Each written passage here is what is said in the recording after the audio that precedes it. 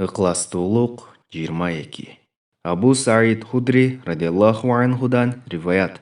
Расулулла саллаллаху алейхи вассалам айтат: Ат үгүл эшиги, терезеси жок болгон асканын ичинде кимдир бирөө мейли жакшы иш болсун, мейли жаман иш болсун, айтор кандайдыр бир иш жасаган болсо, ал иш адамдардын кулагына сөзсүз жетет.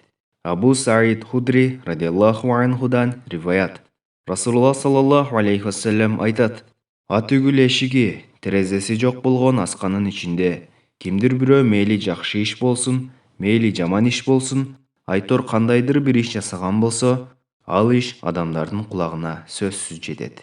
Абу Саид Худри радиаллаху анхудан риваят.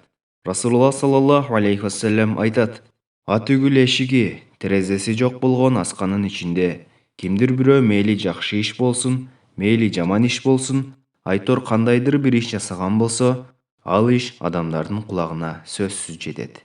Байхаки. Пайдасы. Эмне амал кылбасын, анысы адамдарга билинери белгилүү болгон соң, дин амалдарын кылууда адамдарга көрүнүү ниетинде болуп, өз амалын бузуунун эмне пайдасы бар болду экен? Жана ошондой эле адамдарга баары бир жетери белгилүү болгон соң, күнөөкөр күнөөсүн жашырып жүргөнүнөн кандай пайда болмок эле?